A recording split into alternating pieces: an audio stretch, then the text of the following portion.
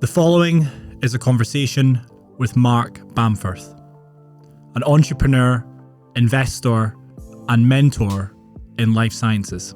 Mark has built and sold 3 contract development manufacturing organizations, also known as CDMOs, which are businesses that help pharmaceutical innovators manufacture medicinal products for patients. Mark is an amazing guy. He does a huge amount to support his home country, Scotland, and invests through his family office with his wife, Morag. This is Inside Matters. My name is Dr. James McElroy. I hope you enjoy it. So, Mark, how did a young man from Glasgow end up in biotech? That's a very good question, James. What's the story? Well, the story is it started in the North Sea. Okay. So I did a chemical engineering degree and I was going to become a petroleum engineer. Joined a company called Britoil, which subsequently became a part of BP. But at that time, Britoil trained engineers to become petroleum engineers, go and hunt for oil. And I spent 2 years working offshore as a drilling engineer as part of my training. And then the oil price crashed. And oil, as you know, is priced globally. And there were no jobs anywhere in the world. And a little while after that, the company I was with cut almost half the workforce. And so I was let go. Wow. And, it was a bit of a shock, right, to be made redundant when you're in your early 20s. But there truly were no jobs in the oil industry anywhere that I could find, anywhere in the world. So I went back to more... Was that in Aberdeen? Sorry. I was based in Aberdeen. In Aberdeen, yeah. But it was a global phenomena, as you could expect. And of course, I was in a frontline role. So 6 months later, those jobs were available, but I couldn't hang around for 6 months. So I ended up going back into a more mainstream chemical engineering role. Joined a company called Whitbread, 250-year-old English brewing company. Wow. I had worked for them in my final summer as a student in their whiskey division. And so my wife and I moved down to London, and I was based in Luton working for them. And one of the things that they asked me to do was to program manage a biotech collaboration that they had with a small biotech company that was trying to grow algae from which you could extract a valuable chemical, gamma-linolenic acid. And I learned a lot more about microbiology than I had learned at Strathclyde University by growing algae, but growing a lot of other things I didn't intend to grow. So how were you growing the algae? We built a photobioreactor and patented it on the roof of an old brewery. Cool. We took a kilometre of plastic tubing, about 1 inch plastic tubing, just to mix my units, and wrapped this around this old cooling tower structure with a heating chamber and a pump. And we put in media, and then we inoculated it with algae. And we grew algae, and after a few days, we grew a lot of other things. Wow. So again, a crash course in microbiology. Yep. The undesirables were other bugs? Absolutely. Yep. Pac-Man type bacteria eating up whatever they were probably they could find. Delighted, with all that algae. Exactly. And bad algae doesn't smell very good. No, I can imagine, so that was very interesting. So that was not the particular path to follow, but it got me exposed to biotech. Taster in biotech. And I went to a couple of conferences, and British biotech at that point was kind of the darling of the biotech development in the UK. That was the main one, wasn't it? They were the leaders working on oncology, uses of biotech, and I went and met with I was going to say Celgene, but that's the wrong name. Celtech. Celtech, who are based in Slough, who eventually became a part of a larger company, Lonza. But Celtech built some of the first bioreactors and new technology at that time, airlift. I met with them and interviewed there, but I was also interviewed with another company who ended up joining. And this was an American company called Genzyme Corporation, who had been around since 1981. And they had acquired a couple of businesses in the UK. One was a plant making enzymes. Right.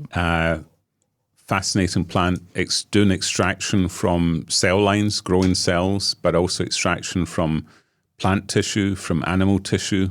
And the plant side, what plant was that? And can you remember what it was they were pulling out? Which plant? Yeah. The plant was actually maize leaves. And we were pulling out an enzyme called Pep-C. I forget all the details of that. But we had other fascinating sources like horseradish. Could extract horseradish peroxidase from large quantities of horseradish, but animal tissue as well. So it was a fascinating plant. And then the other site was near Cambridge in England. And that was a chemical site, a fine chemical site. And we built a pharmaceutical plant there, Genzyme's first pharmaceutical plant. So I basically spent the next 12 years working at Genzyme in the UK, first running production and a technical team in Maidstone, Kent at the enzyme plant.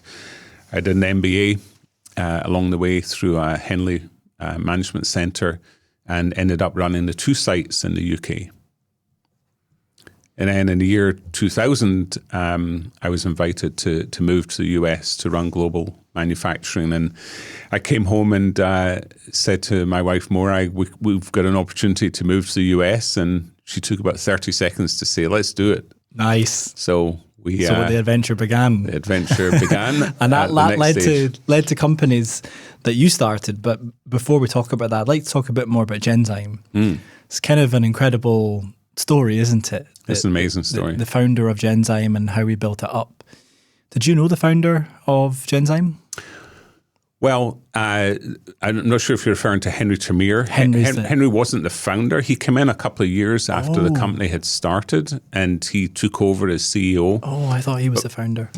But he was the builder of Genzyme. He was the longest-serving biotech CEO and really built that company from this fledgling organization that had an enzyme plant and a fine chemical plant and had a therapeutic product in development for very rare disease.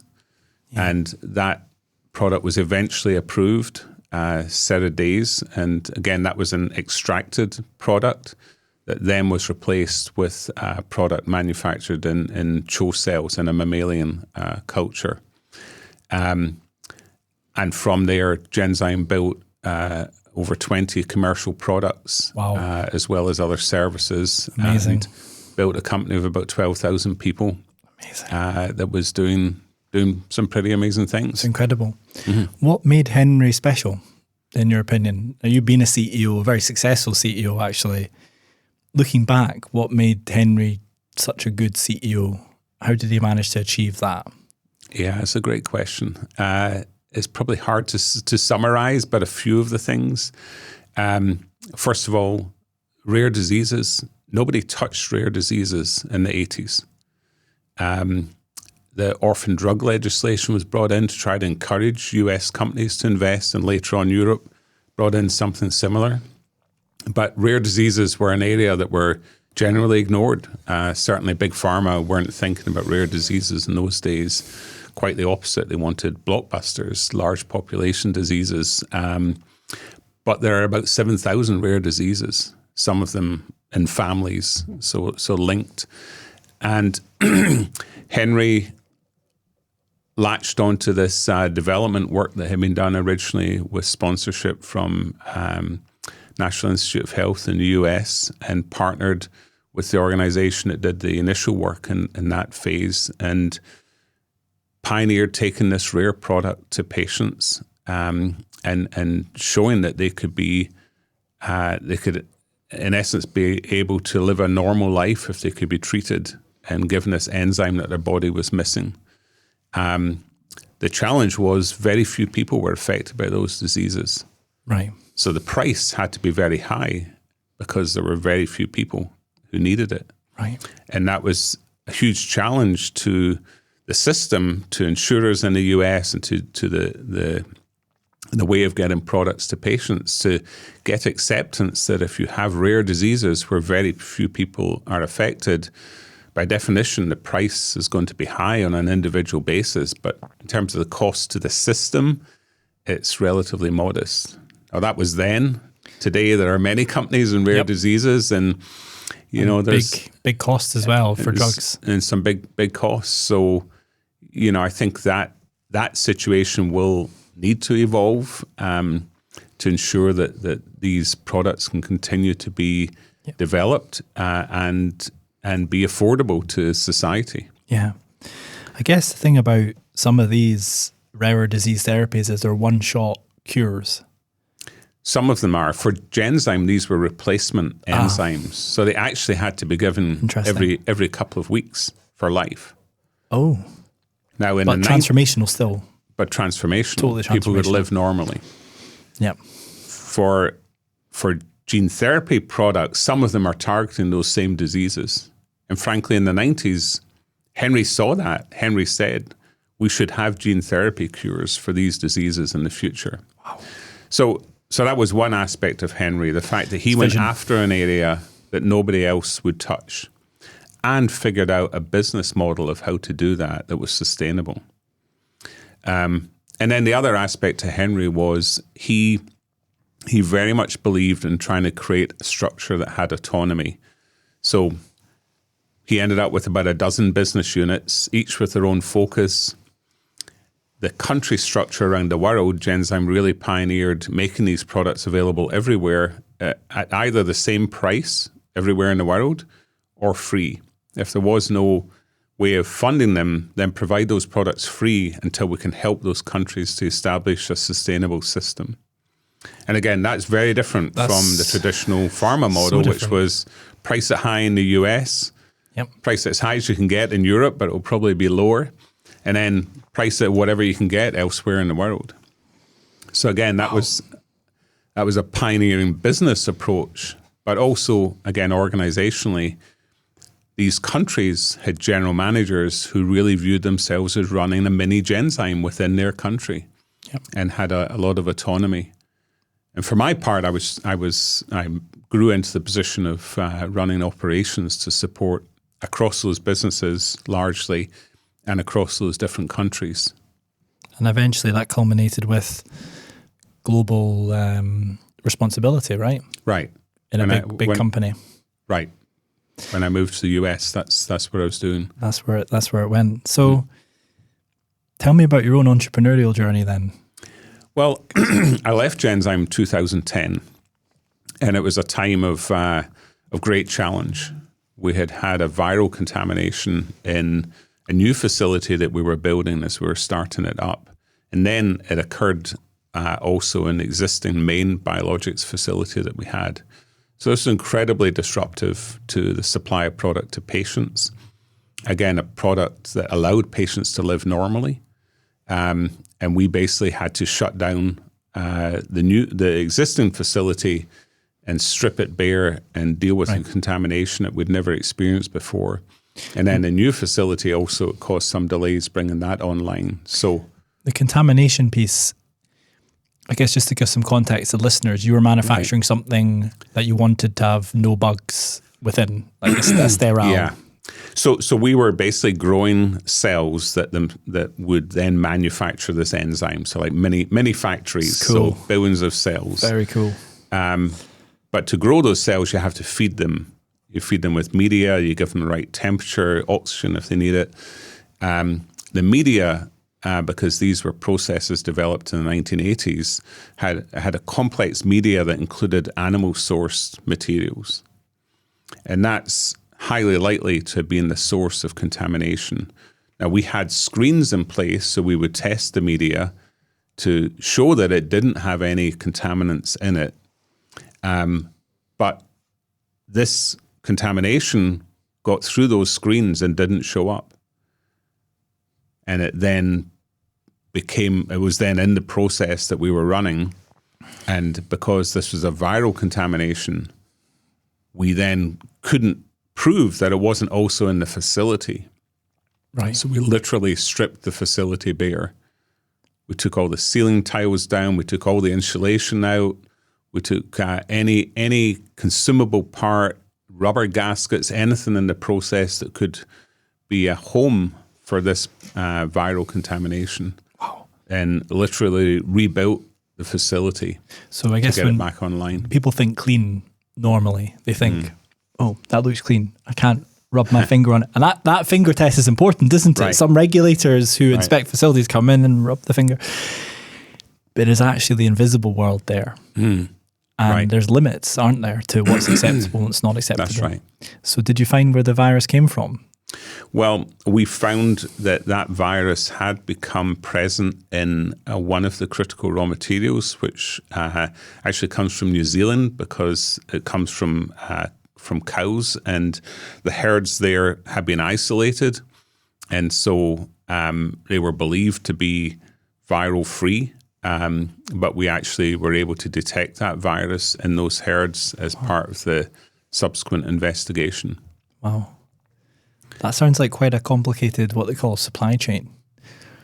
Cows from New Zealand producing something that bugs. Serum from cows in New Zealand, yeah. Wow. We'll get on to supply chains and why it's important to control that. But you were just starting to get into the first company and how that happened. Yeah, so this was... I'd been interested in running a company, but frankly, not knowing how to make the leap from being deep in an operations role to becoming CEO of a company. And this crisis at Genzyme, it became clear to me that I wasn't the person to solve this, that somebody else was going to do that I should move on. And I spoke to a number of headhunters. I spoke to a number of venture capitalists, and I said, I'm interested in running a company. Do you have something for me? And what became clear to me was that their criteria for a CEO was somebody had already been a CEO. Well, how do you break into that? Because you got to be a CEO first in order to then say, okay, I've been a CEO. Yep. Somebody who's a PhD, who has either a disease expertise or perhaps a technology expertise. And so I felt there were these barriers in place. And of course, because of what was going on at Genzyme at that time as well, it also inevitably came back to, well, tell us about Genzyme and what's happening there. Well, that story was still unfolding. So it became clear to me that I was going to find it very difficult to find an opportunity to move on, and certainly an opportunity to become CEO. And so I decided that I should do it for myself and start a company. Now, I've also been involved in something called the Entrepreneurial Scotland Foundation for about 13 or 14 years. And that foundation supports undergraduates to do internships, some of them abroad, some of them in the US, but many of them within Scotland or the UK. But it also supported people who were further into their careers, maybe 10 or 15 years into their careers. And what we would do is we basically have them go to Babson. Babson is a college in Massachusetts that's actually ranked #1 in the world for entrepreneurship. And we'd have them go there and do a kind of mini MBA or a crash course MBA type learning. But that sounds like it's just cramming a lot. No, this was really about experiential learning and really thinking about what it means to create a company, what the vision is, how you're going to do it, who are you going to work with, how are you going to get this off the ground. So I'd had the opportunity to go and talk to one of those classes. And it was at the beginning of the crisis at Genzyme. And then it became clear to me that I should start my own company. And the professor said to me, well, come back and tell people what you're doing. I said, but it's not done yet. He said, no, that's not the point. Come and tell them about the journey. Yeah, the journey. Where you are. And I took inspiration from, here were a group of people from Scotland, roughly 30 to 40-year-olds, who'd stepped out of their job to come and change direction, right, or increase their trajectory. Right. And I thought, well, that's really what I'm trying to do. So I should listen to their example and figure out how to go for it, how to make this happen. Yeah. And that gave you the inspiration to keep going? Because if it's the first time, you don't really know what's happening in some respects, do you? Right. You know, it's the first time I'm doing this. Gosh, am I doing this right? Well, what it made me do was reflect on, what do I know? You know, what credibility do I have? And despite the challenges that there had recently been, I spent my whole career in manufacturing and operations. So I thought it has to be manufacturing or operations based. I don't have the credibility or the experience to go and run a therapeutics company, a drug discovery company, because that's not what I've spent my career doing. So I thought, okay, I should look at contract manufacturing. And the first company was focused on that. I had tried to buy a site from Johnson & Johnson for Genzyme twice as backup capacity, but it wasn't the right fit for what we needed, so it didn't go ahead. But I knew they still wanted to sell that site.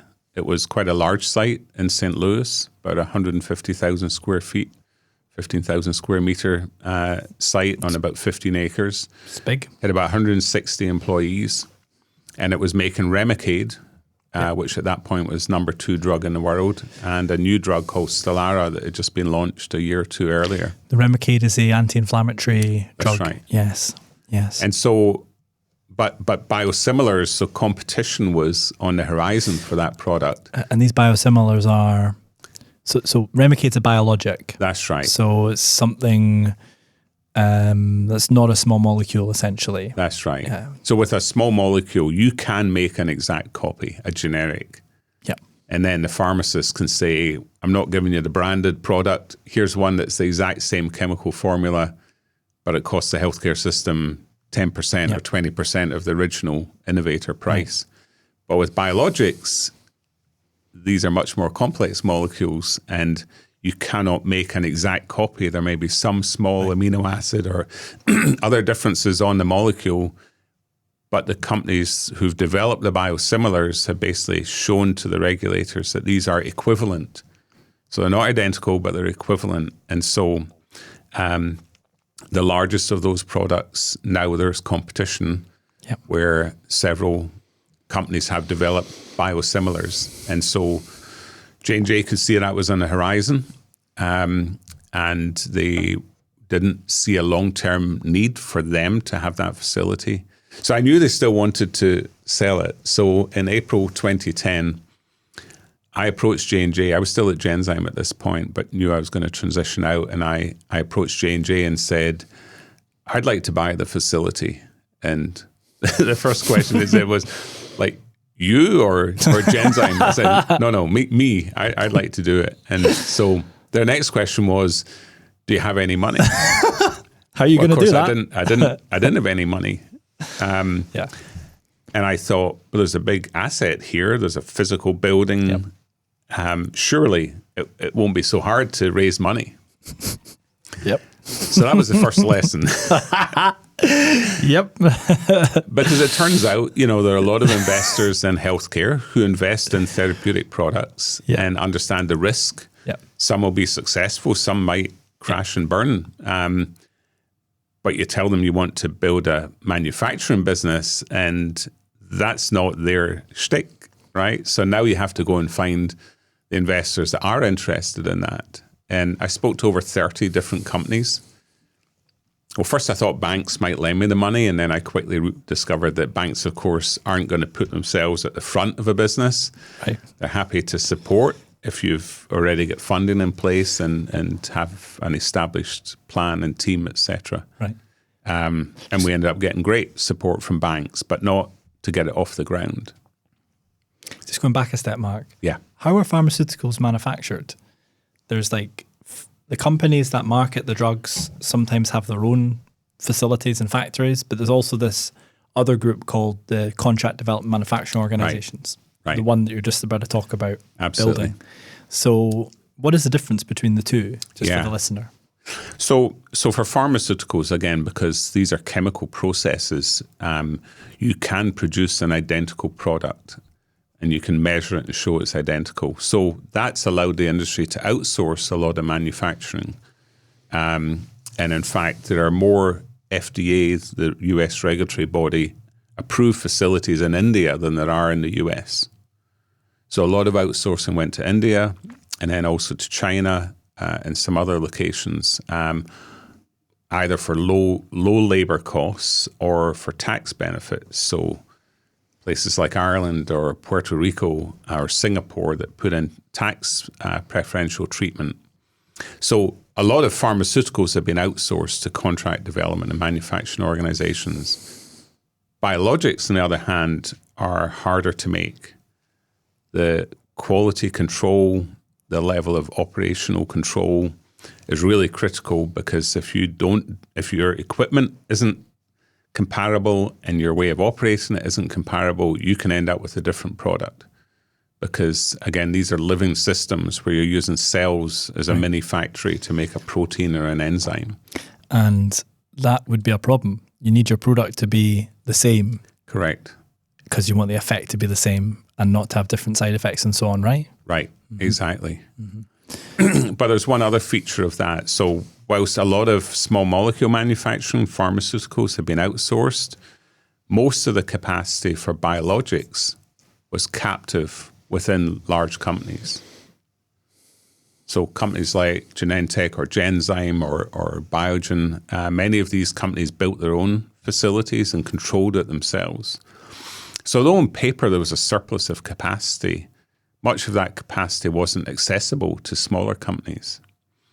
And the amazing thing about our industry is, at that point, about 50% of the development pipeline of all the products that were going into the clinic to be tested, about 50% of that pipeline were actually owned by small companies.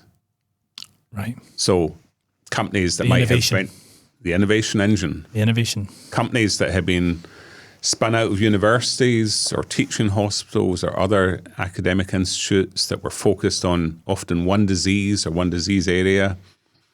So very focused and very efficient, versus the big pharma, big biopharma research engines, which weren't as efficient. There was more productivity from this whole amass of small companies, each doing their own thing. They were more productive than the large pharma pouring billions of dollars into research. Isn't that fascinating? It's absolutely fascinating. Of course, many of those small companies ended up being acquired by the large companies once they had got to sufficient stage of development. And I know we're talking about, a little while ago, but fast forward to today, is it still the same? Biotech is the engine? Well, it's still largely the case, but I want to talk a little bit more about the other modalities that we focused on in building new companies, because there are differences there. So this was what's called monoclonal antibodies. This development, really originated from the 1980s with Celtech as a pioneer and others seeing this as a way of making these more complex products that could then have a bigger impact on the biology of diseases. So large amount of capacity, mainly captive, but half the pipeline in small companies who then struggle to get to access capacity. So there's a bottleneck. And in 2010, I spoke to one of the leading consultants in our industry, and I told him what I was thinking of doing. And he said to me, "Why are you building capacity? There's plenty of it." And I said, "No, but it's mainly captive. Right. It's not accessible to these companies." Right. And then there was a second thing happening at that time, which was a new manufacturing platform was really coming to the fore. So back in the early 2000s, single-use technologies were developed. So single-use is where traditionally you would grow these bacteria within bioreactors, and the whole thing would be stainless. All the pipeline between the bioreactor and downstream processes, chromatography and filtration and other steps would all be stainless steel. Right. And it would all have cleaning systems associated with it. And for the bioreactor, steaming systems, so you could sterilize. Very complex engineering setups that took a long time to build, were expensive. And this new approach was to say, we're going to do away with a lot of that because we're going to use single use. So we're still going to have a stainless body, but we're going to line it with a bag. We're going to put in a very high quality plastic bag in which the bacteria can grow. And the bioreactor, I guess just to put it simply, is like a piece of engineering that allows the little factories to do their thing, to create an environment that they're happy in. Is that right? And then you can pull off whatever element it is that it's producing, which will ultimately be used in the downstream drug. Something like that? That's correct. And in some cases, which is something that Genzyme did a lot of, you can pull off continuously. And in other cases, you do it in a batch mode. But the principle is the same, that you're feeding with nutrients and the right temperature and oxygen or the lack of oxygen in order to create the right environment for the cells to grow. For these microbial in some cases or mammalian in other cases, so different types of cells. Very interesting. And those cells differ because what the factories, them being the factories, produce differ too. It depends. That's right. And it's really matching the right cell system, manufacturing system to the product that's been made. So for some more complex products, you need a mammalian system to manufacture those. Very cool. So single use then meant not just was the bioreactor lined with plastic, which at the end of the run, instead of flushing through with water and then chemicals and testing to show that you're down to parts per billion undetectable, instead you'd rinse out the bag and then you would dispose of it, which sounds like it might be wasteful, but actually studies were done to show that there's a lot less energy use if you do that versus this very extensive washing and cleaning and sterilization that's needed. But then from the bioreactor to the downstream units, all of that was disposable as well. So again, instead of having what literally would be like a Christmas tree of valves in order to steam and wash and set up the system for the next run, instead you remove a length of tubing, put another length of tubing in place that's sterile, and you're good to go. One of the other benefits must be in pharmaceutical manufacturing, you have to prove that your cleaning is effective. That's right. So if you've got a single use, then that burden reduces. Absolutely. It's expensive and it's time consuming, isn't it? Absolutely. And Genzyme's original standard was 2 weeks to turn around a bioreactor. Wow. Whereas with single use, you could literally turn it around in a day. Now, the paperwork probably means you need a few days, but that was no longer the bottleneck. Wow. So this new platform was just coming to the fore. A company in Massachusetts had recently installed 2,000 litre scale bioreactors. So this now was a scale that was meaningful in terms of the output that could be achieved. So we were able to use this new platform and we built the first, what was branded a flex factory. So the first fully disposable 2,000 litre scale facility for clients in this site, this Johnson & Johnson site that we acquired in St. Louis. So you must have raised the money to acquire the site. So we eventually found the right investors. You got the right investors. Yeah. Plus, so this facility is in St. Louis, Missouri. And St. Louis is a great place to have a business, very stable. There are a few life sciences companies there, certainly not at the level of California and Massachusetts, but there's a hub there. Good university system, so graduates coming out with the right knowledge and experience to train up in these facilities. And a very supportive city and state that wanted to keep these jobs there and grow them. And so our main support was from an investor that we found, who was a great partner to work with, but then also really good local support as well. Yeah. And it sounds like this factory was sort of totally state of the art. One of the only ones with the new platform. Is that right? That's correct. So there was an existing piece that was approved. So we made no changes to that because that would have been disruptive. So there was an existing piece to the facility, which we continued to run and produce product for Johnson & Johnson initially. And then we added on a clinical facility using this new state-of-the-art manufacturing capability. And was the investor fully bought into you doing that? Because it sounds like new tech, maybe a bit risky. They were bought in. They were great to work with. About 20 or 25% of their investments are in healthcare. But you know, this was a bit of a leap of faith for them, for sure, and for you. And for me, and of course, here was a site that had good site leadership and 160 people. So it was a really strong organization in place, but it wasn't a business. Right. It was a site. It was a site. So we had to add mindset had business to change. development capability. We had to. There was a shift in mindset because it's different being part of a carve out, not really a startup, but a carve out new business versus being a hub on a giant international company's supply chain. Yeah, and suddenly instead of meeting the demands of Johnson & Johnson as the sole customer, you bought it, set up the company, which was called? So it was called Gallus Biopharmaceuticals. Gallus Biopharmaceuticals, and there's a theme there that we'll touch on indeed. in a little bit.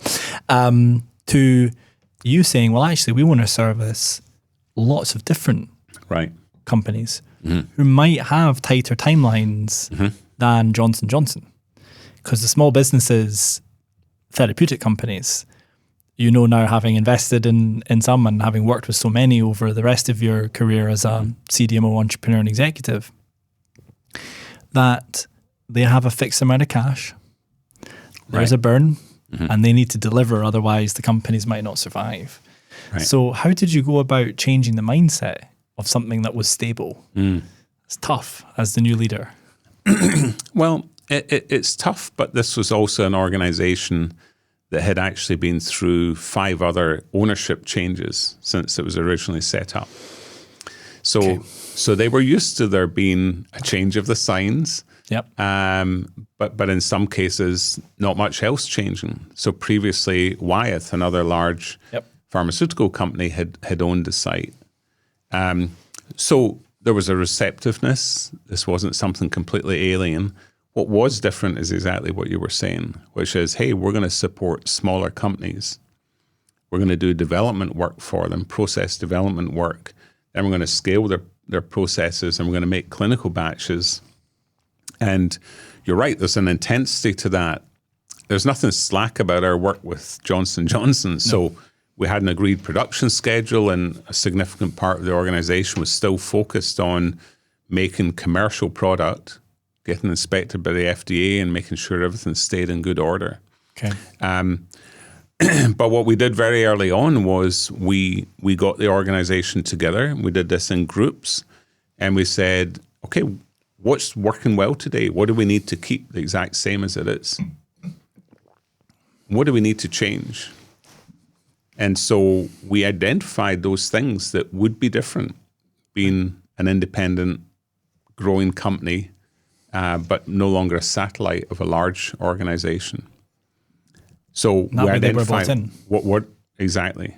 Well, and they were part of it. It wasn't something done to them or given to them. They absolutely were part of identifying what were those changes that were needed, and how should we be organized, and what should we do differently, and what do we want to keep the exact same because it's working well and it's what's needed. Right. So that engagement was critical.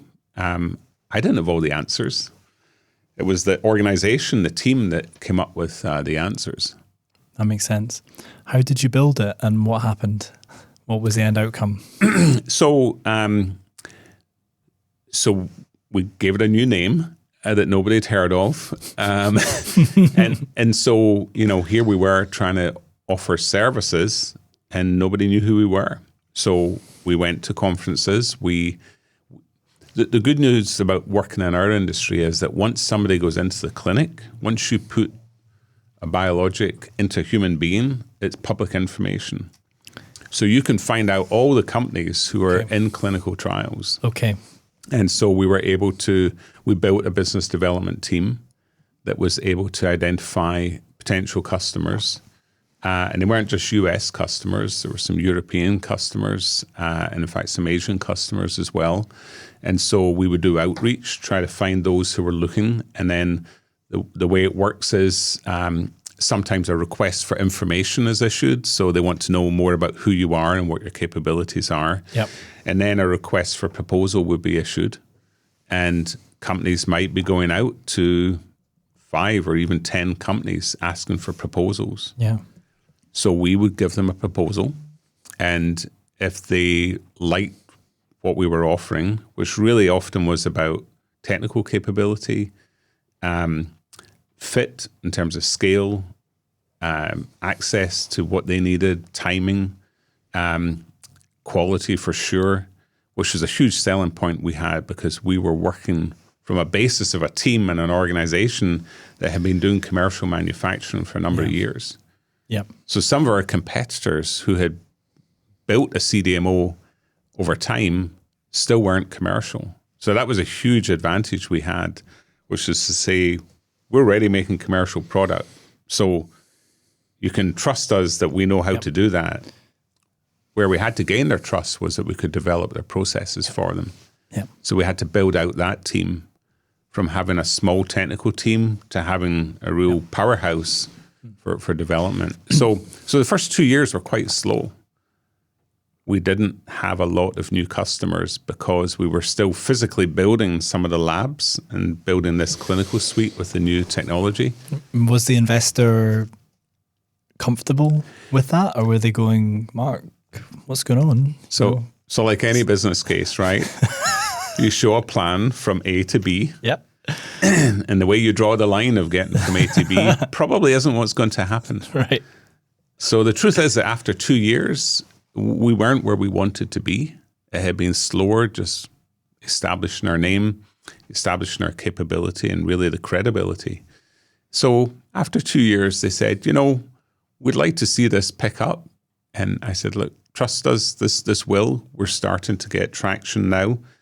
And true enough, we started to win a lot of business. And our third year was a very strong year of really building out that client base and building the business.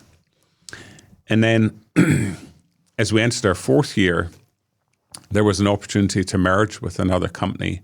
They were actually slightly larger than we were, but they weren't commercial. Yep. So we had something they didn't have. Yep. And you do love a merger, don't you? Well, the right merger. The right merger. Mergers can be tricky, right? Because there's a lot of things you got to align, not least culture. Yep. But vision, making sure that you've got alignment there is really, really crucial. No, I understand. So that was actually my preferred path, was to do that merger. Johnson & Johnson were continuing to be a customer. They'd been 100% of our business on day one. Yep. They were still similar, actually slightly larger dollar amount of our revenue, but we've been able to bring them down to less than 50% of our business. And my projection was we bring them down to about 30% of our business because we were growing the rest. But 30%, certainly 50% was still a big piece. And there was some nervousness with our investors that, well, what if Johnson & Johnson decide that, they're done and they give us notice? We could be kind of taking a big step back, and now it would take some years to rebuild, fill in what they would leave behind. And so their preference was to explore a sale of the business. So we did that, and we had some strong interest and ended up selling the business to a company called Patheon. Patheon had been a public company. They were taken private under the leadership of Jim Mullen, who previously been the CEO of Biogen, Genzyme's neighbor in Cambridge. And Jim had really done an incredible job of professionalizing and building that business, including a partnership with a company called DSM based in the Netherlands. And he had brought in some of DSM's assets, their contract manufacturing assets. And what they lacked, they had a very strong presence in a number of different areas, but what they lacked was the biologics capability in the US that we had built. So we really fitted in neatly into their overall vision of what they wanted to build. And so we ended up being sold to Patheon. And that was an interesting moment for me because they wanted me to join and to run their biologics business, which would have been the Genzyme sites. We had acquired a smaller business based in New Jersey. So St. Louis and New Jersey sites, and then they had a site in the Netherlands and in Australia that had been DSM sites that had become part of Patheon. But after some soul searching, I realized that I didn't want to go back into a larger organization that had about 10,000 people and 30 sites. That I really I caught the bug and I wanted to do it again. So you said to them, thanks, but no thanks? I said to them, well, they said to me it's a condition of selling the business that I come with it. And so it was one of those moments of going back to them and saying, I want to be completely honest with you. I don't want to come with the business, and happy to help the transition, be here for 6 months if that helps. But I don't see my long-term future with Patheon. So they could have walked away, right? I didn't know what that might mean. And they said. And thankfully they were gracious and understood that and concluded that they wanted to go ahead anyway because they still valued the business even if I wasn't there. Right. And you said you got the bug. Yes. What was it about it that kind of got you hooked? The excitement of building something new, benefiting patients, creating employment, happy people, happy customers, all of the above. What was it that really captivated you over that journey? Yeah. To some extent, all of the above, but the opportunity to make a difference in patients' lives. It's really what I'd seen from Genzyme, pioneering into spaces that others hadn't been in and making an impact that on an individual basis could be life-changing. For me, that was the motivation. That was the desire to do that.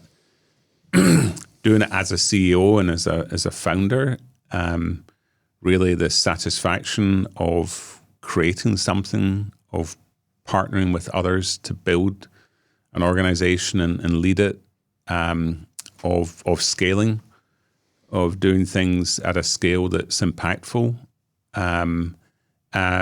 working with investors that share that vision and want to see the growth.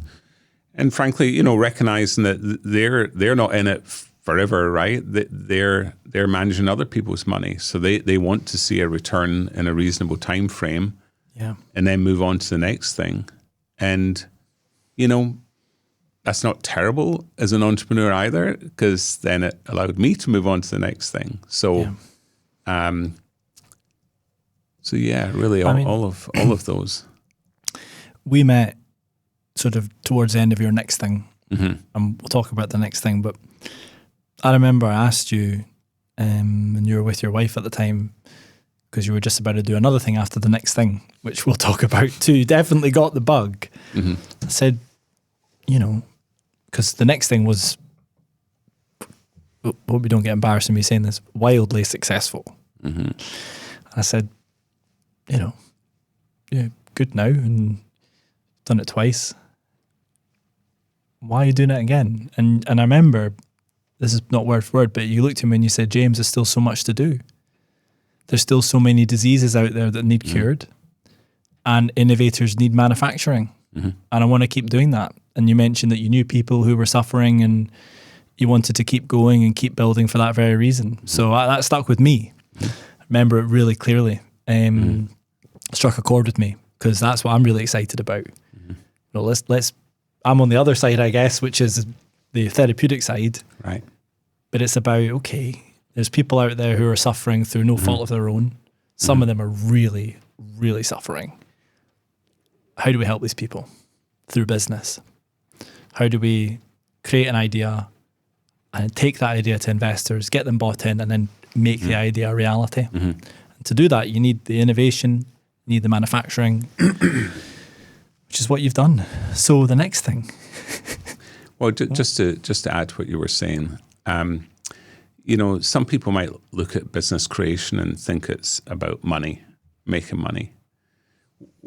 What I remember Henry saying was, when we think about these diseases, if we can show that we have a cure or a treatment that allows people to live normally, we'll figure the rest out. So the point is about the outcome. And you may be going into completely new territory about the cost of it, or how does it get paid for, how does it get approved. But this industry is all about generating data that shows that you've got something that's safe, or at least if it's not 100% safe, you know what the risks are, and that it's efficacious, that it makes a difference to people's lives.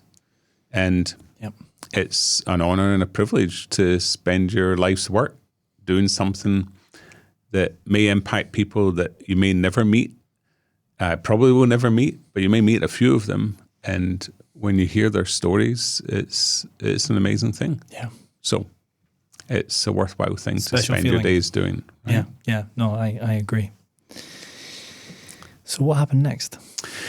Well, so at Gallus, we were focused on monoclonal antibodies. I'd always been interested in cell therapy. Genzyme was a pioneer in that space. We got the first FDA-approved product, cell therapy product. In fact, we worked with the regulators to write the regulations because there weren't any governing cell therapy products. And then gene therapy, Genzyme did one of the first human trials in gene therapy in cystic fibrosis in the early 90s, and it failed.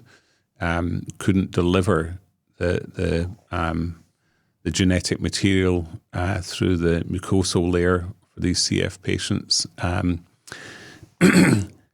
But I'd always been interested in cell therapy, started exploring that at Gallus, but we didn't get anything off the ground. And so when Gallus sold, I thought, okay, next business, let's look at cell therapy and dig into this. And I spent a year working with a partner, developing a plan around cell therapy, identified a facility we could use. What we didn't want to do was just lease a facility and start to build a team with no clients, with no past experience. So we were trying to figure out, how do you get this off the ground? What's that initiation energy to get it going? And our thought was, let's work with a company where they'll be our anchor tenant, our anchor client, and that will get the business going. And we came very close. We had a company that was planning to enter phase 3, and we were working with them. We were talking about doing a press release. We were that close to setting up manufacturing for them. When Hillary Clinton made a statement as part of her presidential run that she was going to make sure that pharmaceutical pricing was looked at, and the bottom dropped out of the market for pharmaceutical companies and biotech companies. So this was in the autumn of 2015. And the company that we were partnering with, again, talking about doing a press release, said to us, we were planning to raise money to do this. We can't raise money now. Right. And so that evaporated. And then we were, in parallel with that, we were also talking to another company about acquiring them. And their lead client we said, you need to get some commitment to demand so we know that there's a more sustainable base. And their lead client basically had backed out of what they thought they were going to commit to because they were waiting for clinical data. So I found myself early 2016 not being sure, having spent a year working on this, not being sure how we could actually take the next step. And then I got reconnected with a private equity group who I'd met with back in 2010. And they had just acquired an early stage cell and gene therapy contract manufacturer called Florida Biologics. And that company is called Ampersand, and they happen to be based in Massachusetts. So what they had was an organization with about 100, 105 people. They had been doing early clinical supply for 10 years in exactly the space we were interested in. What they wanted was a leadership team, and they wanted to grow it to be commercial. And what we had was a design for a commercial-ready facility in Massachusetts, where many of the end users were, the clients were. And so literally in 6 weeks from the first conversation, we concluded merging our plan and investments in with what they had recently spun out of University of Florida, this site which was in northern Florida. That's fast. And so yeah, because we relied on a lot of the diligence they had done for their spin out. And again, looking at it, this was absolutely the right thing to do. So March 2016, we got that business going, and we basically hit the wave of gene therapy, really becoming a very hot area, tremendous potential to cure diseases with potentially one treatment for patients. It's interesting to see that evolution from the enzymatic replacement during the earlier days to, we can actually cure this. That's right. Because we're going to engineer the body to just produce the enzyme that's missing. Yeah, fascinating. Exactly. Fascinating. So we went, over the next 3 years, we went from 100 people to 600, and we invested $200 million in capacity. So huge sum of money. Whoa. We acquired 2 facilities from Biogen. One was a commercial biologics facility in Cambridge, Massachusetts. The other one was a warehouse, GMP warehouse that supported this. And we were able to convert that facility into a gene therapy manufacturing facility.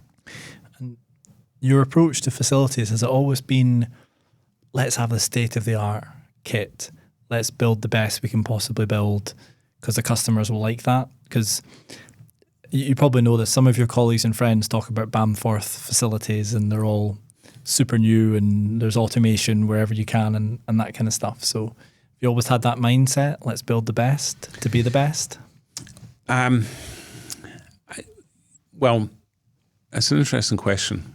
If something exists and it's approved, it's very hard to change, right? There's a huge inertia in our industry because once you've approved something, to go back and make significant changes and go through the regulatory process, potentially in multiple countries, it can take years. And so there's a huge inertia that sets in once you have commercial manufacturing in place. But before that, when you're in the clinic, the ability to innovate, to bring in new technologies, to show that they're equivalent or better in making the product in terms of product quality, product safety, you have much more freedom to do that. And why wouldn't you do that? Now, automation sounds great, and certainly there are opportunities for automation. But in fact, when you're in development, a lot of what you're doing has to be very flexible and adaptable, which means you may have islands of automation. So running a bioreactor, for example, may be highly controlled, but it probably stands alone from the next step in the process and the next step. Makes sense. So it's not that these are like fully robotic facilities or anything like that, but you're using the latest technology to try to make the product, but also the analytics. And certainly on the gene therapy side, there were a lot of novel analytics being developed to measure, for example, have you put, so you're using a viral vector as a delivery mechanism to get genetic material into cells. But in the manufacturing, have you put the genetic code into every viral particle for delivery? So full versus empty. Oh. And so again, some very novel analytics that were being developed and we were involved with that were needed to really understand these products and what you have, what you're giving to patients. So we hit this incredibly important development time of the industry. And by 2019, you had people like Gottlieb, the head of the FDA, saying by 2025, we expect 20 to 25 approvals a year of gene therapy products. Now that compared to around 20 to 30 products in total being approved, biological products by the FDA. So huge expansion driven by gene therapy. Think that will happen by 2025? Well, there was another study at that time by MIT which said by 2022, so this year, we would have 40 approved gene therapy products. We have less than half of that. It's been a tough ride, hasn't it? It has been a tough ride, and obviously we've got to be incredibly careful, right? You're putting genetic code into people. For sure. So you got to know it's safe and Big deal. and it's sustainable, right? That if you're delivering this once, how long does the effect last for?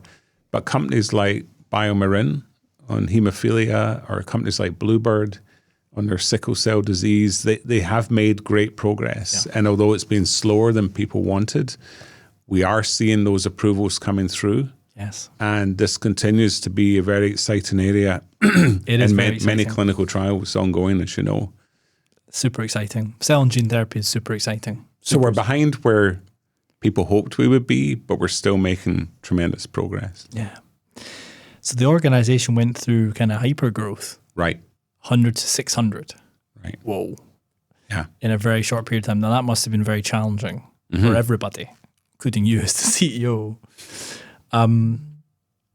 It achieved an outcome that perhaps nobody was expecting in the time frame that it happened, right? Well, we looked in 2019 and we realized that the company, which is called Brammer Bio, by the way, that Brammer was supporting a third of the late stage gene therapy pipeline of the industry. Wow. Now, if we go back to monoclonal antibodies, about 15% of those were outsourced, going back a decade. 85% were within the large biopharma. I'm sorry, that's wrong. Let me restate that. I think about half of the products were outsourced versus being within the large biopharma. Here in gene therapy, it was estimated that about 85% of the products were outsourced. Okay. And that's because the facilities and the knowledge, the know-how was so specialized that there were very few who at that point knew how to make these products. And yet new companies were popping up. They were licensing out technologies from innovation centers, hospitals that were doing this pioneering work, and creating companies around even one patient data, one patient being apparently cured with a therapy. They were then taking that and creating a company around that and raising $100 million in a number of cases. They were then coming saying, okay, we need supply and we need it now because we have a product that we think is working. They were trying to compress all the timelines. So whereas a traditional biologic takes 10 to 12 years to develop, take all the way through clinical trials and get approved, these companies were trying to go from first in human to approval in 4 years. That was their stated aim, which caused a lot of compression then on the supply side to establish the capacity. Right. So in 2019, having spent $200 million and had this huge expansion, we realized that to keep pace with this, we actually needed to spend another $200 million. Now, the first $200 million, where did it come from? Well, it came from investors to get this off the ground. It came from, we were able to borrow money because we had a long-term contract, so we could borrow money against that. We were earning. We were positive cash flow, so some of it was come from our earnings. And then companies were willing to pay deposits, significant deposits, to secure capacity. So that had helped fund our first $200 million investment. But we didn't have $200 million for the next investment. So we started looking outside and saying, how do we fund this? And that led to us eventually discussing with a number of potential buyers. And that led to Thermo Fisher buying the company, which concluded at the end of April 2019. Yeah. And that was for a lot of money. That was for $1.7 billion. Yeah. The investors must have been very happy. The investors were very happy. But the great thing is, as we said earlier, this isn't about money, but of course the investors are stewards of other people's money, right? For sure. Their money comes from pension funds and others, so they're absolutely focused on delivering a return. But for me, the key thing is, so what happens after those companies are sold? Yeah. So the company in St. Louis, the site in St. Louis, I should say, has gone through a major further expansion. So that site that had gone through different ownership now is a bigger site doing more impactful work. and then Brammer, we wanted to build another commercial facility, having already established two. And about a month ago, that new facility was opened, one of the largest gene therapy facilities in the world. Amazing. By Thermo Fisher. So amazing. The point is that the momentum and the growth and the jobs and the products to make an impact on patients continue on that trajectory. That's it. Ultimately, I think it's very different to like a software acquisition where it's just stripped and embedded and the people go. It's necessary to ultimately achieve the scale that's required for patients. What were the kind of key learnings then over the course of the hypergrowth? And second question, how do we have more hypergrowth companies in Scotland? What do we need to do? Well, so the key learnings, I would say, in the hypergrowth at Brammer was understanding the need that was there, the demand that was there. And one of the challenges for us is, are you pursuing we will build it and they will come strategy? So you can do some of that. In fact, frankly, you have to do some of that because in our industry, at least, you can't sell something until you built it. And even when you built it, you have to prove it's working. Nobody wants to be the guinea pig, first one in. So you really have to make investment. And then the question is, how much do you try to bite off? And how far ahead do you try to be?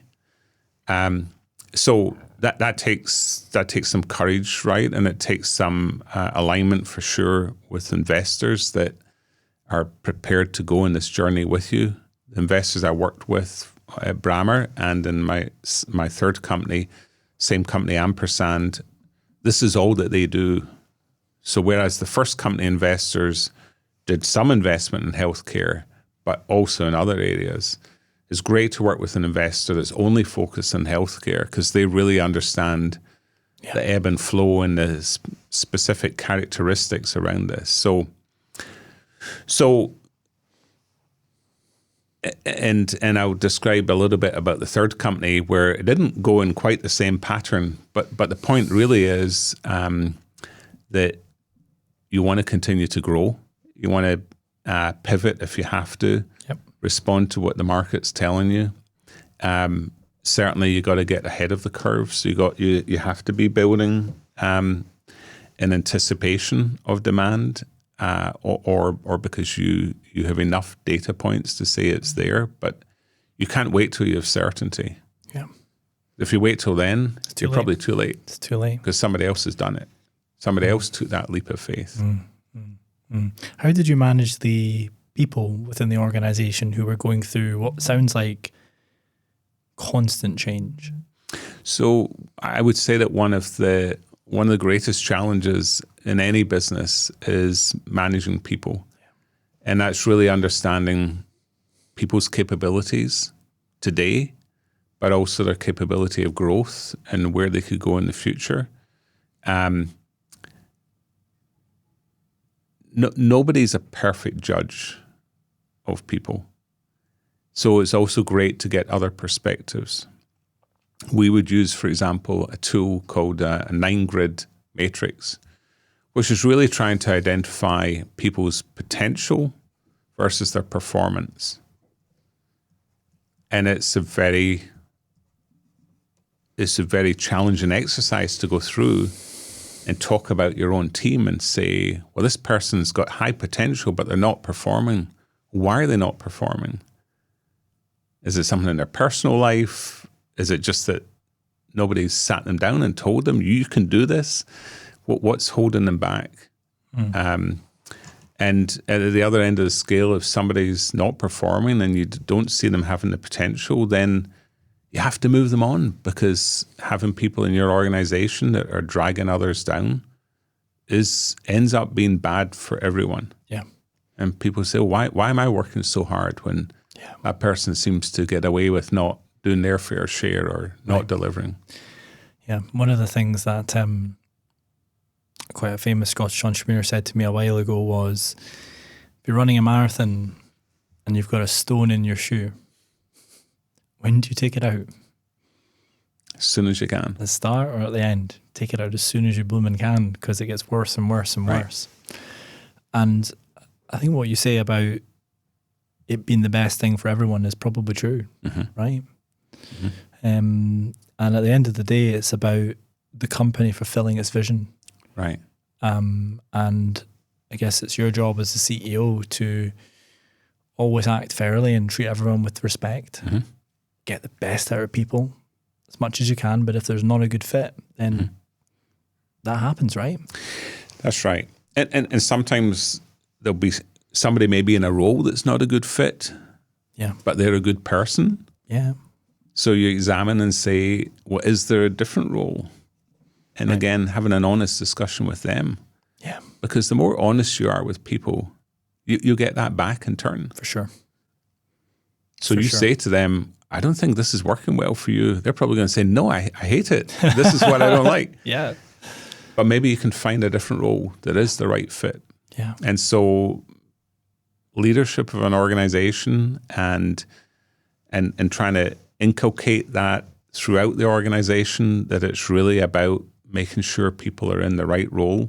Yep. And for those who are high performers, giving them experience, giving them opportunities to develop. And sometimes people get fixated on a career ladder, like you always have to be going up. Well, sometimes you want to go sideways and gain experience, because that's going to help you go up now with a broader base of experience. Yeah. So that's fundamental to being able to grow. Certainly in hypergrowth is crucial. Yeah. And did everyone in Brammer have a part of the business? Were they incentivized through some ownership in the company? They did. So at Gallus, we didn't have that opportunity. We only had, like, the top leadership team had a stake in the business. And I really wanted to change that. And Ampersand were completely supportive. So we created a share appreciation rights, which is a US scheme. But in essence, everybody had the equivalent of options. Everybody. Yeah. And what that meant was, when we had a really good payout, everybody participated in that. And frankly, that was a great day to know that everyone's supervisors, line managers, frontline workers, everybody in the organization was going to get something because of what they'd helped to create. Yep. Amazing. Did you ever, to help the organization perform as best as it can, get patients in to tell their stories, or get the companies to come in and say, look, we're working on this super innovative medicine, and this is the impact you could have, just to really fire up the workforce?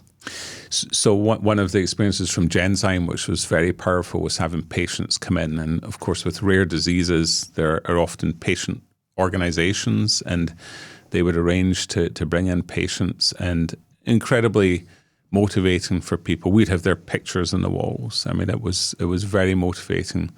What's hard as a contract manufacturer is you're a step removed from that. So we would do a couple of things, like you said.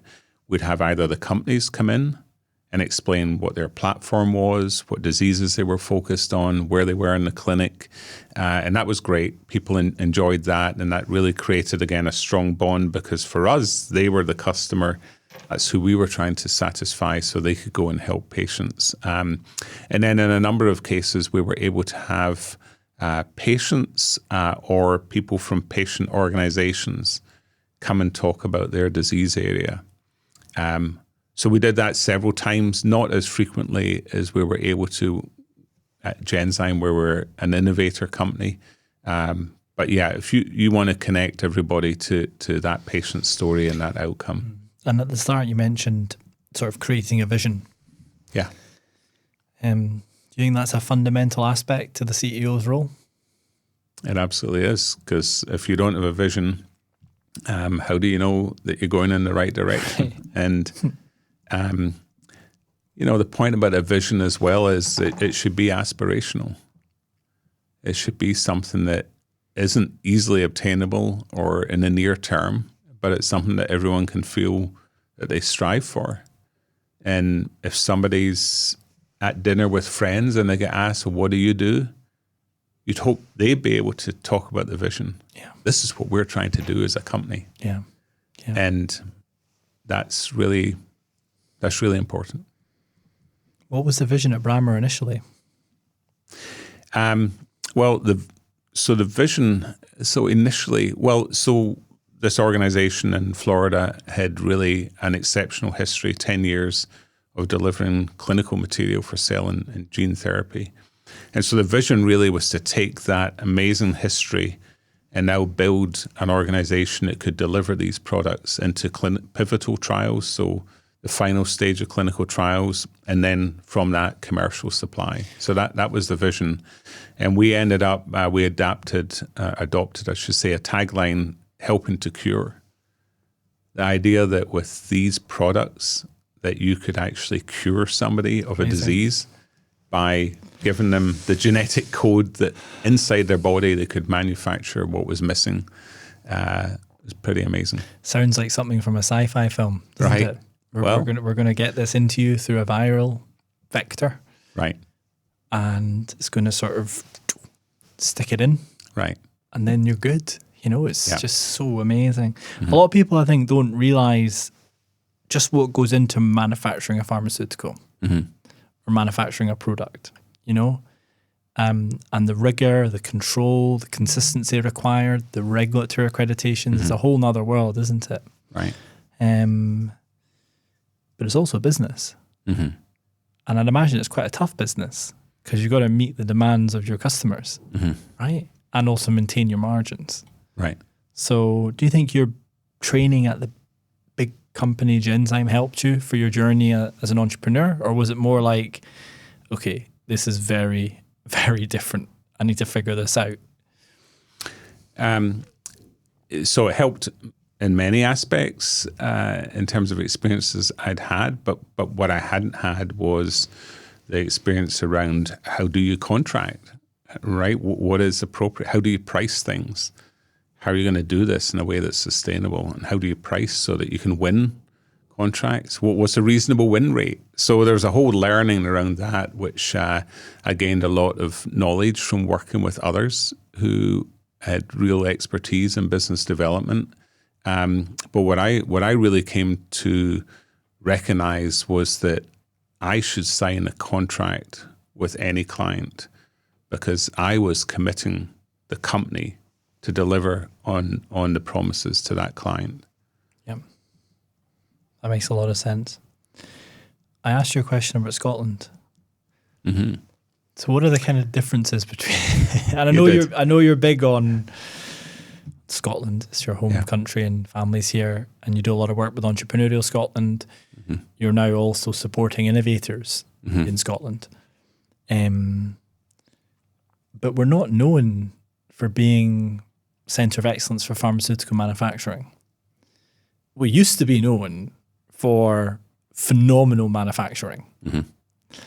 And we spoke earlier about the Clyde and shipbuilding and steel, and it's kind of gone, right?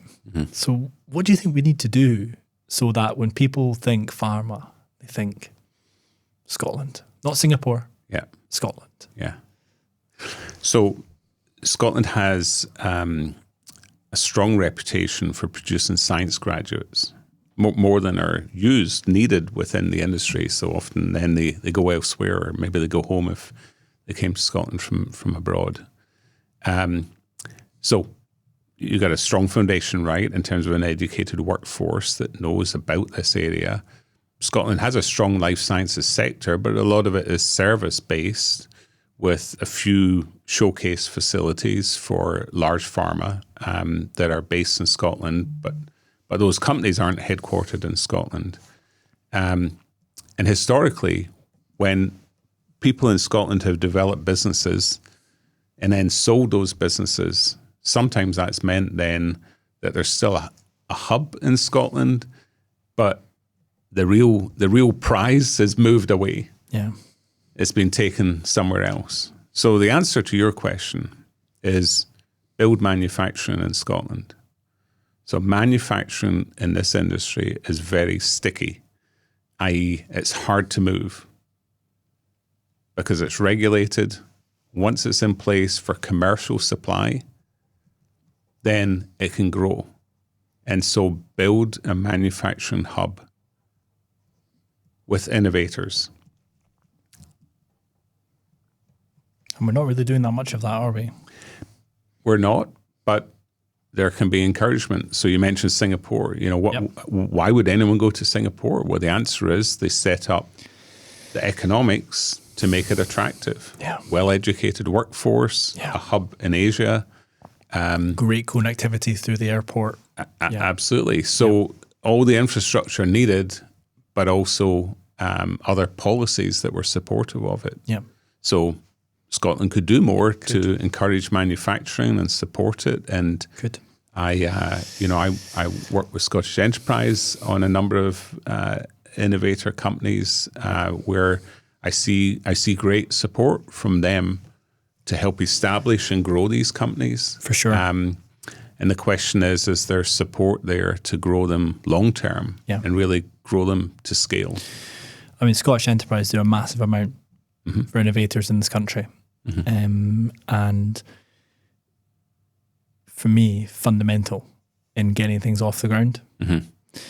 But there's that next step, and then the next step after that, to really achieve the kind of global scale and global ambition. And what seems to happen is, because the capital base in the US, for example, is so much deeper, people go over to the US or they go down south to the Golden Triangle. So yeah, maybe there is some economic incentives, some long-term incentivization for companies to come here.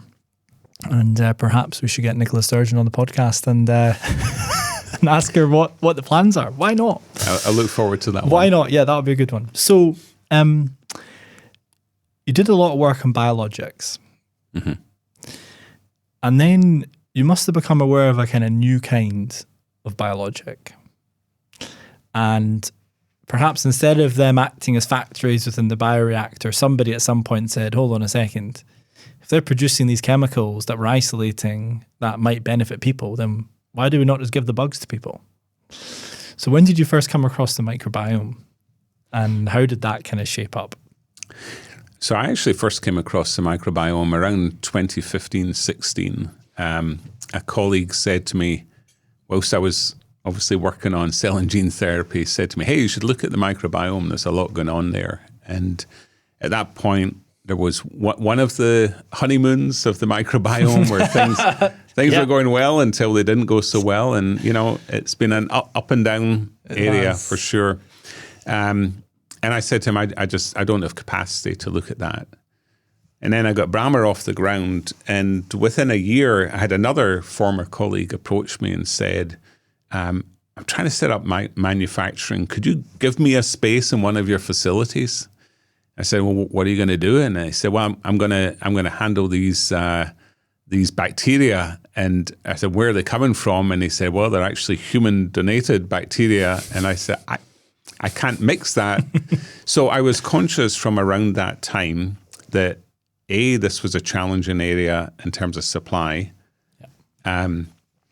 B, it wasn't something that you could readily drop into a general facility doing other biologics. And C, that investors seem to be paying attention to this area as having potential. So then I forgot about it for a couple of years as I was busy. And it probably went through a few ups and downs during those few years, as is the way with this field. Exactly. Yeah. And then in April of 2019, just as Brammer was selling, I happened to get an email introducing me to a guy called Dr. Aaron Cowley, who had been in the field for 10 years, the microbiome field. Yes. And had set up a small business and was the CTO of it, doing process development. And he'd made some forays into clinical supply, rudimentary clinical supply for some of these companies. But really the expertise was around process development. And a couple of months after that, I went and visited him with a colleague and realized that what he had was pretty small. It was still, small team, about a dozen people. But the more I explored this area, the more I realized that there was nothing out there of any substance. From a manufacturing perspective. For manufacturing. Absolutely, from a manufacturing perspective. So a lot of companies now in this space, around 100 companies, but very little set up for manufacturing. And interestingly, in April 2019, Lonza, one of the largest CDMOs in the industry, had announced a joint venture in Europe to establish manufacturing for this space. Of course, my first reaction was, drat, they've got to it first. Yep. And I thought, actually, that's good news because it validates the space. For sure. And they're in Europe. For sure. And we're going to do this in the US. And quite a number of the microbiome pioneers are in the US. And again, a lack of supply. Yeah. And so what they had done, many of the pioneers had established their own capacity. And when I asked them, why did you do it? They said, because there was nowhere else to go. And of course, what they had done was built early clinical capacity. They hadn't built commercial ready capacity. For the listener, we've talked a lot about clinical supply, commercial supply. Talk us through some of the differences from a manufacturing perspective, scale, validation, regs, that kind of stuff. So clinical supply, often there's a requirement just to get a batch of product that meets an initial specification so it can go and be tested. And if it's to go into humans, it has to be clinical and it has to be made to good manufacturing practices, standards that are set out by the regulators. But the scale often is low, is small. Whereas for later trials where you're going into larger numbers of patients, the scale needs to go up. And then for commercial, the final stage of testing is called pivotal testing or phase 3. That needs to be made in a facility that can be approved by the regulators for commercial supply. So you're really using the process that will be the commercial process. And nobody had established that capacity. And so what we really did was focused on expanding what was already in place that Aaron had set up, which happened to be in northern Florida as well, by coincidence, and then building a commercial facility with the alligators. With the alligators. Building a commercial facility in Massachusetts.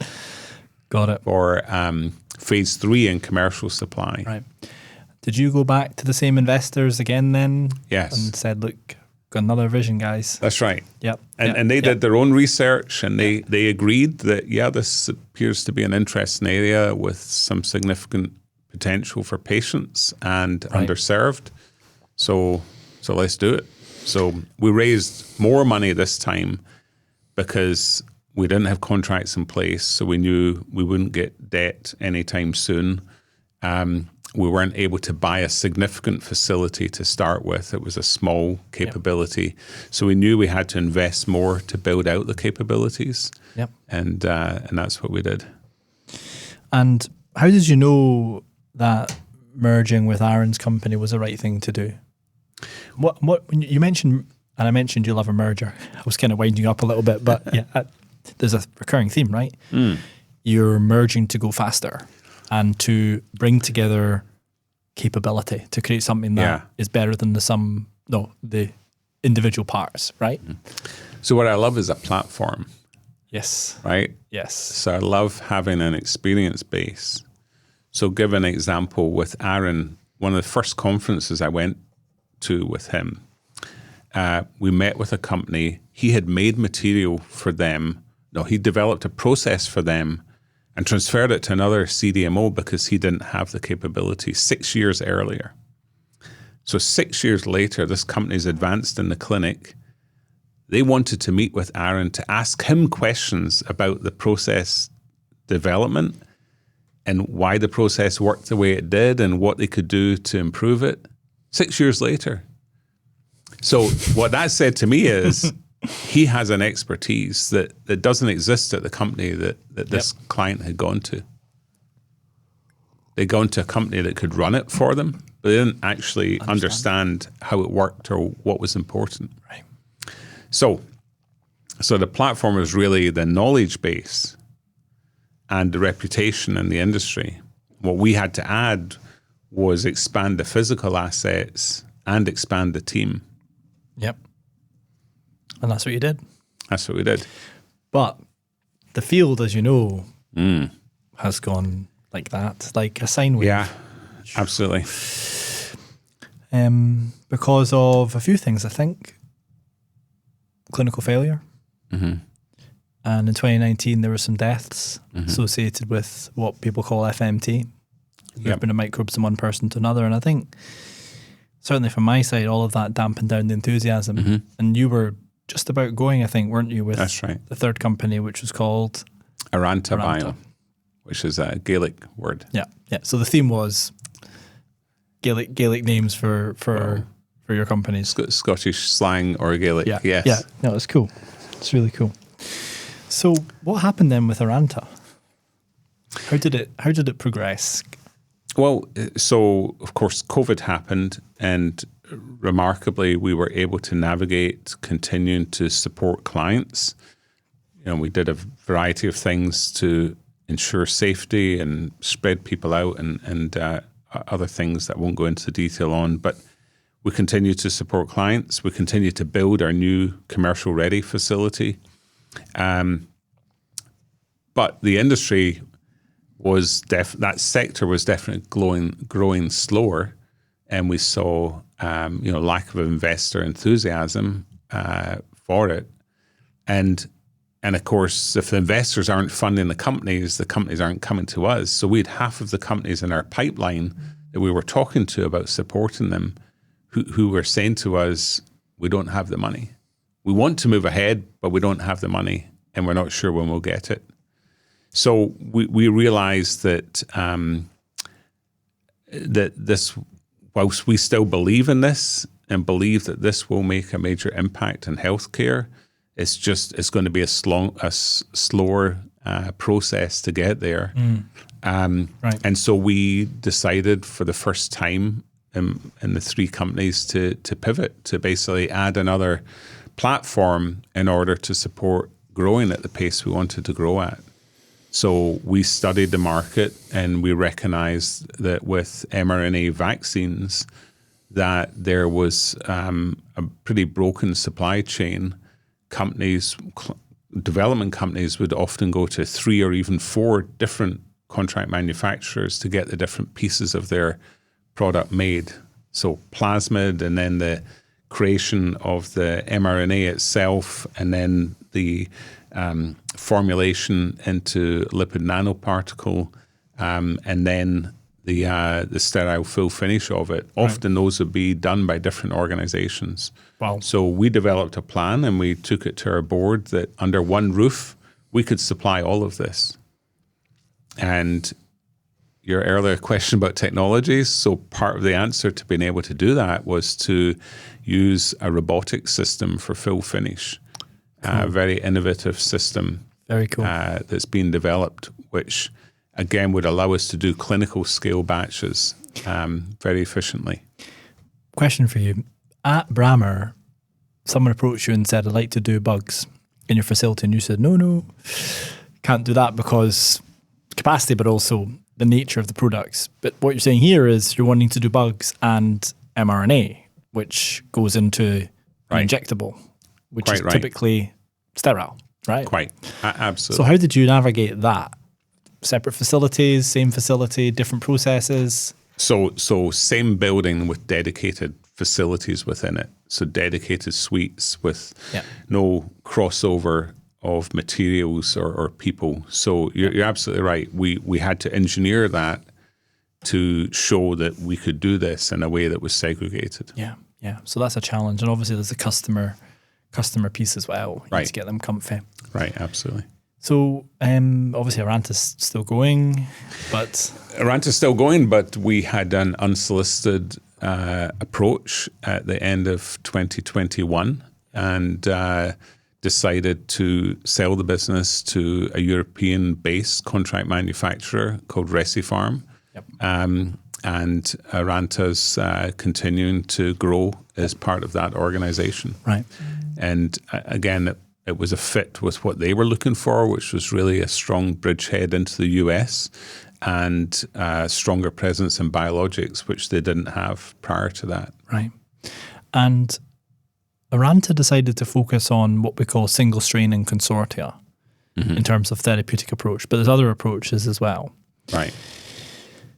Some people say the FMT type approach, take a donor, extract, process, is unlikely to be the future.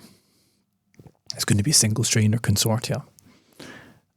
How's your thinking evolved on that over time? And are there any parallels between like that and some of the other work you did in antibodies, for example? Yeah, it's a very interesting question because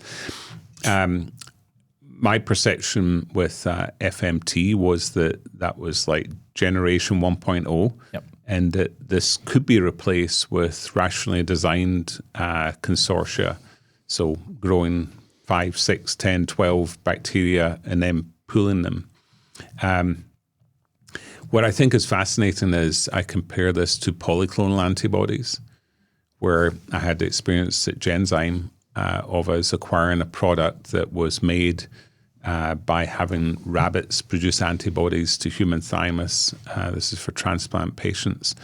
And there are about 50 different components in that soup that the rabbits would produce this polyclonal antibody. And the scientists at the time said, well, we need to analyze this and figure out which ones are important. Well, that's a huge experiment, right? Yeah. If you've got 50 different elements, because it may be that some of the ones that are trace are actually really important. And maybe a combination. The combination is also really important. Yeah, it might be they behave slightly differently in the body because they're next to X or Y. Or So the answer is that's not something to solve. It's not something valuable to solve, frankly, because in that case, that was a polyclonal that was very effective to allow patients to go through transplantation. Yeah. And I think with FMT, if we show that FMT is effective, then provided we can demonstrate the safety of the product and the ability to manufacture it consistently and safely, then I think that could be a product that has unique applications where it is the best product for patients. Yeah. I mean, needless to say, I agree. But those challenges you mentioned, safety, consistency, they're pretty big challenges, aren't they? How do you think about consistency in the context of a product like that? And what parallels are there to what you've seen in the past? Well, the key for me would be the analytics. So being able to measure what's there. And both positively, i.e. these are the bacteria that they want, but also negatively, these are the things that we don't want to see present. Whether it's specific bacteria or pathogens or some other agents. So the analytics become key. And if you look at a lot of scientific development, it's hinged on having the right analytics. And sometimes the right analytics means that you can look at old products and say, wow, you'd never get that approved today because we didn't understand it as fully as we can understand it today. So it behoves us to use all of the tools that at our disposal to know that we're making a consistent and safe product. The regulators will demand that as well, wouldn't they?